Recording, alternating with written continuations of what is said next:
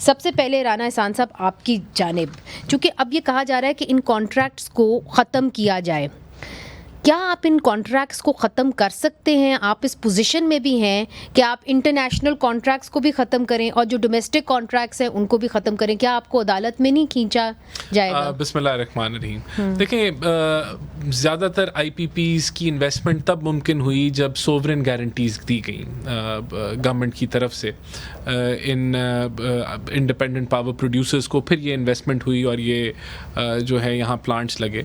तो बिल्कुल आपके जो है आपको इंटरनेशनल कोर्ट्स में भी ड्रैग किया जा सकता है अगर आप कोई ज़बरदस्ती करें किसी के साथ। और उसकी एक जो हालिया एग्जांपल है वो रिकोडिक की है, जहां आपको बड़ी पेनल्टीज़ पे करनी पड़ी, 900 मिलियन तो बिल्कुल 900 मिलियन। तो आप ऑन द बैक कोशिश कर सकते हैं। और गवर्नमेंट जो है वो बिल्कुल कोई 90 से ऊपर ये कॉन्ट्रैक्ट्स हैं उनको रिव्यू कर रही है। और अगर कहीं भी कोई गुंजाइश निकली रीनेगोशिएट करने की, और डोमेस्टिक है जी, लेकिन डोमेस्टिक ने भी आप में सोवरेन गारंटी मिली हुई है ना, तो अगर डोमेस्टिक वाले भी चाहें तो आपको ले। लेकिन मैंने जिस तरह आपको कहा कि हम लोग इस पे एक रिव्यू हो रहा है, बड़ा डिटेल्ड रिव्यू हो रहा है, जिसके अंदर अगर कहीं भी गुंजाइश निकली इनको रीनेगोशिएट करने की तो हम करेंगे।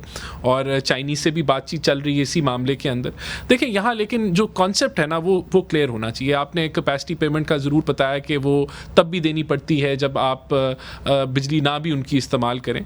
लेकिन कैपेसिटी पेमेंट है क्या? अब अगर एक प्लांट लगता है और उसकी कॉस्ट है 100 रुपये और उसमें 80 रुपये का डेट है और 20 रुपये उसकी इक्विटी है, तो जो 80 रुपये की जो डेट है वो अगर उसने पहले 10 साल में उसने पे ऑफ करना है तो कैपेसिटी पेमेंट पहले 10 साल में ज़्यादा होगी और फिर 10 साल के बाद वो कम होगी। तो किस्तें तो उसने देनी है बैंक को, उसने अपना इंश्योरेंस की कीमत अदा करनी है, उसने ROI अपना निकालना है। तो ये कैपेसिटी पेमेंट है जो उसको हर सूरत उसने पे। अगर आप जाते हैं मिसाल के तौर पे आप कहते हैं कि हमने कैपेसिटी मॉडल पे नहीं जाना, हमने टेक एंड पे पे जाना है, तो टेक एंड पे पे भी वो जो अपनी जो उसकी किस्तों की कॉस्ट है, उसका अगर फाइनेंसिंग है या इंश्योरेंस, तो वो सिर्फ वो उन दिनों वो उसके अंदर बिल्ट इन कर लेगा बिजली के अंदर जो आप टेक एंड पे में लेके जाएंगे, तो उसका टैरिफ कई ज्यादा होगा। अच्छा, तो वो ज्यादा महंगा है। वो ज्यादा महंगा। तो कहने का मतलब ये है कि कैपेसिटी पेमेंट्स आप तो तभी इसके ऊपर कॉन्ट्रैक्ट आप you will revisit the contract अगर आप कर सकते हैं। अभी तो आपको यही नहीं पता कि आप कर सकते हैं। नहीं, वो उस पे एक ऑडिट हो रहा है, पहले भी हुआ लेकिन उसका खातिर खा रिजल्ट नहीं निकला। देखिए इसमें लेकिन एक फैक्टर आपने अपने इंट्रो में बताया जो कि बिल्कुल वैलिड है कि मुल्क ने 1% या 2% या 3% पे तो नहीं ग्रो करना था ना,